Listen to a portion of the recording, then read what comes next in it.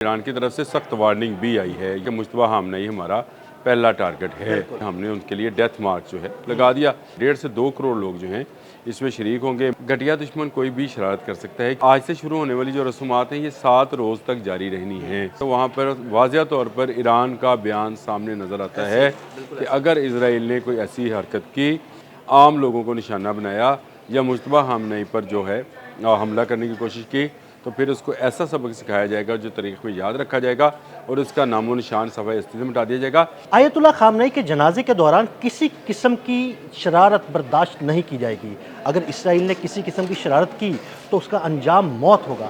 Iran की जानिब से बड़ा सख्त रद्द-ए-अमल सामने आया है। इस बारे में आमिर रज़ा से बात करते हैं। आमिर भाई, आयतुल्लाह खामनेई का जनाजे की तैयारियां हो रही हैं, तदफीन की जानी है। इस दौरान ईरान की जानिब से बड़ा सख्त रद्द-ए-अमल आया कि जनाब जनाजे के दौरान अगर किसी भी किस्म का कोई हमला किया गया तो उसका ऐसा सख्त रद्द-ए-अमल दिया जाएगा कि इसराइल में तबाही और बर्बादी के मनाज़िर नज़र आना शुरू हो जाएंगे। जी बिल्कुल, आपने सही कहा कि ये इस तरह के हदशात जो हैं वो इंटरनेशनल मीडिया पर इस वक्त जो है कहे भी जा रहे हैं और ईरान की तरफ से सख्त वार्निंग भी आई है। ये सारा मामला उस वक्त सामने आया जब एक इजरायली अखबार ने एक इजरायली डिफेंस मिनिस्टर जो थे, कार्टर्स उनका नाम है, उनके हवाले से एक बयान जारी किया और उन्होंने उसमें कहा कि मुश्तबा खामनेई हमारा पहला टारगेट है और उसके लिए हमने उनके लिए डेथ मार्क जो है लगा दिया। ये उनका बयान था, जिस बयान के बाद अंदेशा ये था कि जब तजवीज़ व तकवीन की जाएगी, ये कि इतने माह से ये पेंडिंग है और अब इसमें करोड़ों लोगों ने शिरकत करनी है। 1.5 से 2 करोड़ लोग जो हैं इसमें शरीक होंगे। मुश्तबा खामनेई भी आखिरी रस्मात में शिरकत कर सकते हैं, उनका तो वो तो शिरकत आखिरी रस्मात में शिरकत कर सकते हैं और ऐसे मौके पर घटिया दुश्मन से आप क्या तवक्को कर सकते हैं?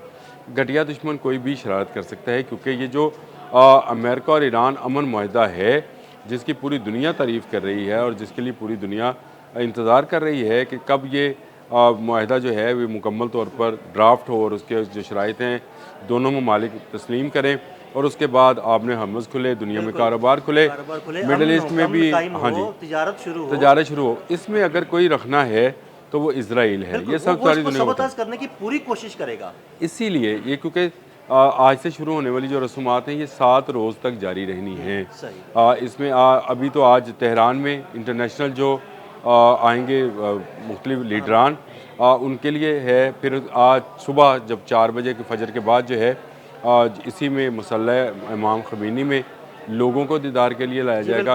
ये 5 तारीख तक जारी रहेगा। इसके बाद ये जो जस्दे हाकी है और शहीद का, इसको लेके जाया जाएगा नजफ़ में, इराक़, और नजफ़ से फिर एक दिन के लिए जाएगा करबला और वहाँ पर भी करोड़ों लोग जो हैं वो उनके दीदार के लिए मौजूद होंगे। तो इस दौरान जो ईरानी इंटेलिजेंस है उसकी ये रिपोर्ट है कि इसराइल कोई शरारत कर सकता है, क्योंकि घटिया दुश्मन है और वो एक ऐसे मौके की ताक में रहता है जहाँ ज़्यादा से ज़्यादा मासूम लोगों को जो है। भाई, आपने शरारत का लफ्ज़ इस्तेमाल किया, मैंने भी शुरू में शरारत का लफ्ज़ इस्तेमाल किया, लेकिन मैं इस लफ्ज़ को ना शरारत से कमीनगी की तरफ लेके जाता हूँ।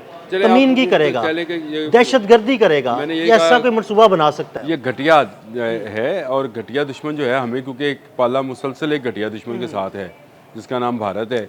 इसी तरह का घटिया दुश्मन जो है ये इसराइल भी है, जो कि ऐसी हरकत कर सकता है और वहाँ से जो है दोबारा जंग का आगाज़ हो सकता है। इससे बचने के लिए ईरान ने बिल्कुल ठीक कहा। इस वक्त इंटरनेशनल मीडिया के ऊपर अगर आप जो भी RT है, फॉक्स है, आप सारे मीडिया को उठाएं तो वहाँ पर वाज़िया तौर पर ईरान का बयान सामने नज़र आता है कि अगर इसराइल ने कोई ऐसी हरकत की, अपने मज़मूम मकासद के लिए आम लोगों को निशाना बनाया या मुश्तबा खामनेई पर जो है हमला करने की कोशिश की, तो फिर उसको ऐसा सबक सिखाया जाएगा जो तारीख में याद रखा जाएगा और उसका नामो निशान सफ़े अस्ती से मिटा दिया जाएगा।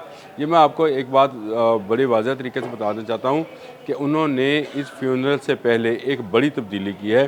पासदारान इनकलाब का मुस्तकिल कमांडर अहमद वादी को बना दिया है। बिल्कुल, और वो मंज़र-ए-आम पर भी आए हैं। और अहमद वादी वो शख्सियत है जो कासिम सुलेमानी के साथी था और इसके बाद आपको पता है पाकपुर को शहीद किया गया था, जो पासदारान इनकलाब को लीड कर रहे थे। लेकिन ये उनसे ज़्यादा जंगजू और पावरफुल आदमी है। ये समझा जा रहा है कि इस वक्त ईरान में अगर किसी के पास पावर है तो वो अहमद वादी हैं और इनको लगाने का मकसद ही यही है कि इस फ्यूनरल के दौरान अगर कोई घटिया दुश्मन जो है अपना घटियापन पर उतरता है तो फिर उसको ऐसा सबक सिखाया जाए, क्योंकि ये वॉर स्ट्रेटजी का माहिर हैं। 1988 से पासदारान के साथ काम कर रहे हैं और तमाम बड़ी लीडरशिप जो है इनके साथ है। और एक बात और भी है, इनको नायब अमीर पासदारान जो है खुद आयतुल्ला हामनई ने जो है अली हामनई ने मुकर्रर किया था। और उसके बाद से जब पाकपुर बन गए तो ये जो थे ये ज़रा साइडलाइन पर हो गए, लेकिन अब इनको जो है दोबारा लगाया गया है। मुश्तबा हामनई के बहुत करीबी समझे जाते हैं और इसीलिए तमाम सिक्योरिटी मेजर्स जो हैं वो उठा रहे हैं। ना सिर्फ जो है वो सरहदी इलाके जो इराक़ के साथ लगते हैं वहाँ पर, बल्कि जो समंदर में आपने हमस के इलाके हैं उन पर भी उनका मुकम्मल कंट्रोल है। ये खुद कमांड एंड कंट्रोल कर रहे हैं। इन्होंने जो दीदार करना था वो कल कर लिया रात को, और अब ये जो है इस सूरत में संभालना शुरू कर जी जी जी बिल्कुल, इन्होंने अपना कमांड एंड कंट्रोल सेंटर जो है वो उन्होंने एक्टिव कर लिया है। और उनके जासूसों की ही ये खबर थी कि इसराइल कोई ना कोई ऐसी हरकत कर सकता है, जिसके बाद उन्होंने सख्त बयान जारी किया और उन्होंने कहा कि फिर ऐसा सबक सिखाया जाएगा जिसकी दुनिया में नज़ीर नहीं मिलती और कोई इसको बचा नहीं पाएगा। देखिए, मैं आपको एक बात बता दूं, अमेरिका ये वार्न कर चुका है इसराइल को कि अब उसने कोई हरकत की तो अमेरिका साइड पर हो जाएगा। अगर अमेरिका साइड पर हो गया तो फिर तो ईरान उसको सफ़ा-हस्ती से मिटा देगा। यही मसला है कि इसराइल को ये सोचना चाहिए कि वो जो शरारतें लेबनान में, गज़ा में, फ़लस्तीन में या शाम में कर रहा है और उसका अंजाम उसके लिए मौत के सिवा कुछ नहीं हो सकता। ये अपनी मौत खुद मर जाएंगे। अगर ये इन्होंने इसी तरह से सारी दुनिया पर जंग मुसल्लत की तो फिर ईरान जैसे कई ममालिक हैं जो इस बात को सोच कर बैठे हैं कि ये कुछ हरकत करे तो इसको सबक सिखाया जाए। देखिए, ये अभी तो कमज़ोर मुसलमान ममालिक की तरफ देख रहा है और उन पर हमला करके टेस्ट कर रहा है कि कौन से मुल्क में कितनी क़ुव्वत है। ईरान को इन्होंने टेस्ट करने की कोशिश की। ईरान ने अपने बैलिस्टिक मिसाइल से इनको बता दिया कि मेरे पास वो क़ुव्वत है जिसके लिए जहाज़ उड़ाने की ज़रूरत नहीं है, जिसके लिए कोई टैंक्स की ज़रूरत नहीं है। मिसाइल्स हैं, उनको लॉन्च किया जाएगा और ऐसा लॉन्च किया जाएगा कि उनको रोकना मुश्किल हो जाएगा। ईरान की एक ही प्रॉक्सी हिजबुल्लाह ने तो अपने फाइबर ऑप्टिक ड्रोन्स के ज़रिए इनके टैंक्स और इनकी बख्तरबंद गाड़ियाँ तबाह करके दिखा दिया कि अगर ज़मीनी पेशकदमी होगी तो ईरान समेत उसकी प्रॉक्सीज़ क्या काम कर सकती हैं। इवन हौज़ीज़ ने भी ऐसे रॉकेट्स दागे जिसका शायद इसराइल को अंदाज़ा भी नहीं था कि इनके पास इस रेंज के रॉकेट्स भी होंगे। तो ये एक वो सूरत हाल है जिसमें इसराइल जो है, अगर अब कोई हमाकत, शरारत या घटियापन, जो भी आप इसको लफ्ज़ इसका नाम दे लें, करेगा तो तेहरान उसको एक बड़ा सबक सिखाने के लिए बिल्कुल तैयार है। और मेरा ख़्याल है अमेरिका को अमन माहिदा बचाने के लिए, ईरान के साथ जो होने वाला माहिदा है, दुनिया की ट्रेड बचाने के लिए, दुनिया की जो है समुद्री रास्तों को खुला रखने के लिए इसराइल को लगाम देनी होगी और ये अमेरिका की ज़िम्मेदारी है। इस माहिदे की पहली शिक ये थी कि अमेरिका इसराइल का ज़िम्मेदार होगा।